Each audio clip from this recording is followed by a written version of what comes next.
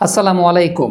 ম্যাচের আর কিছুক্ষণ বাকি আছে। এর আগে একটা আপডেট আছে, আর্জেন্টিনা যেই ফরমেশনে নামতে যাচ্ছে সেই ব্যাপারে গাস্তুন এদুল, বিখ্যাত সাংবাদিক, তার কাছ থেকে একটা আপডেট পাওয়া গেছে। তিনি বিশেষ করে আর্জেন্টিনার লাস্ট প্র্যাকটিসটা যখন কভার করছিলেন তখন এক ধরনের ফরমেশন তিনি দেখেছেন। যদিও আমরা আমাদের এর আগের ভিডিওতে আপনাদেরকে দেখিয়েছিলাম যে তিনজন সেন্টার ব্যাক পজিশনের প্লেয়ার নিয়ে নামতে পারে আর্জেন্টিনা, সেক্ষেত্রে 3-5-2 এরকম একটা সমীকরণ আমি আপনাদেরকে দেখিয়েছিলাম, সেভাবেও তারা প্র্যাকটিস করেছিল।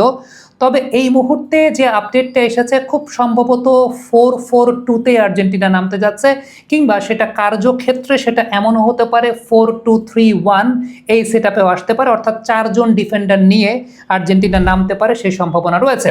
এখন সেই চারজন ডিফেন্ডারের মধ্যে কে কে আছেন আমরা যদি একটু দেখতে চাই, তাহলে লেফট ব্যাক পজিশনটায় থাকবেন মেদিনা, তার পাশে থাকবেন লিসান্ড্রো মার্টিনেজ, তারপর থাকবেন রোমেরো, তার সঙ্গে থাকবেন মন্তিয়াল।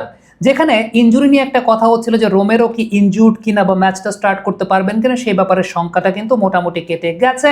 ওপরের দিকে যদি যাই সেই জায়গায় এনজো ফার্নান্দেস রয়েছেন এবং সেই সঙ্গে ম্যাক অ্যালিস্টার, তারাই কিন্তু ওই হোল্ডিং রোলটা সেখানে প্লে করবেন।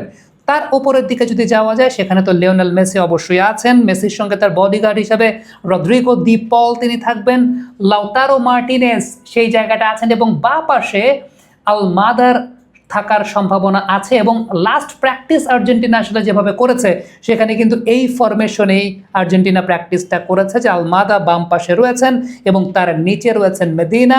এইভাবে লেফট সাইডের লেফট সেন্ট্রিক একটা অ্যাটাক, লাউতারো মার্টিনেজ উপরের দিকে রয়েছেন, মেসি রয়েছেন ঠিক তার নিচে এবং মেসির বডিগার্ড হিসেবে রদ্রিগো দি পল রয়েছেন। এখন এখানে আসলে অ্যাটাকটা আর্জেন্টিনা কিভাবে সাজাবে এবং ডিফেন্সের সময় ব্যাপারটা কি ঘটবে।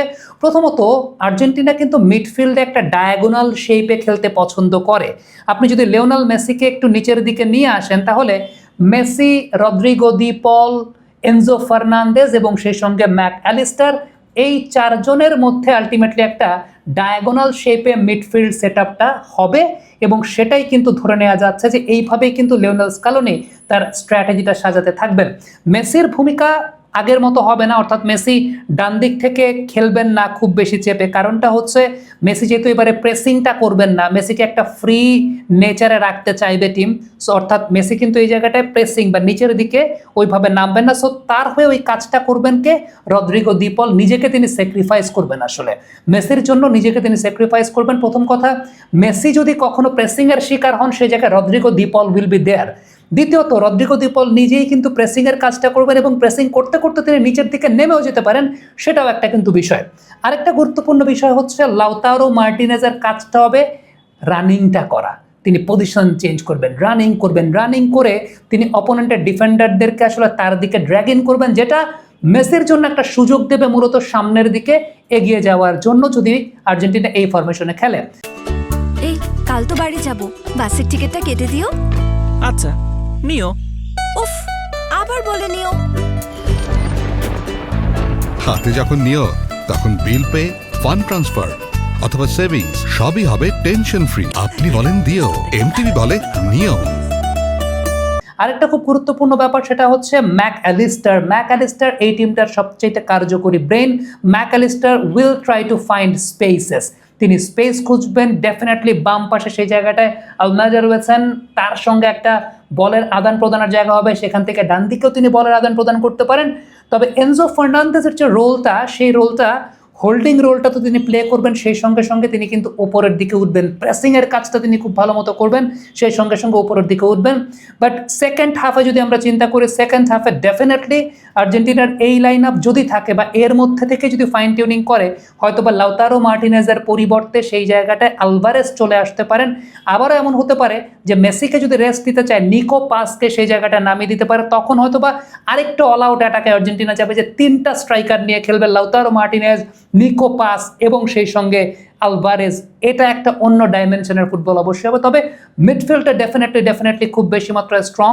আমরা জানি যে এর পরেও হয়তো বা এমন সিচুয়েশন ক্রিয়েট হতে পারে সেকেন্ড হাফের দিকে ডান দিক থেকে আবার সিমিওনেও নামতে পারেন, কারণ সিমিওনে খেলার ধরনটাই এরকম, একদম অল আউট ফুটবলটা তিনি খেলেন, অল আউট অ্যাটাক তিনি করেন, স্পিড রয়েছে, এন্ডুরেন্স রয়েছে, সবকিছু রয়েছে। সবকিছু মিলে আর্জেন্টিনার এই টিমটার মিডফিল্ডটা আসলে সত্যিকার অর্থে খুবই strong. But starting line up আবারও বলি, যেমনটা গাস্তুন এদুল লাস্ট প্র্যাকটিস থেকে ডিকোড করতে পেরেছেন, আবারও আপনাদের সামনে এই মুহূর্তে উপস্থাপন করছি। আবারও একবার আপনারা দেখে মিলিয়ে নেন তেমনটা হতে পারে কিনা। সেক্ষেত্রে মেদিনা রয়েছেন, লিসান্ড্রো মার্টিনেজ রয়েছেন, তার সঙ্গে রয়েছেন রোমেরো এবং মন্টিয়েল ডিফেন্সে, উপরের দিকে এনজো ফার্নান্দেজ, ম্যাক অ্যালিস্টার, বা পাশে আলমাইডা এবং সেই সঙ্গে ডান পাশে রদ্রিগো দি পল, মেসি রয়েছেন মাঝে জাস্ট লতারো মার্টিনেজের নিচে।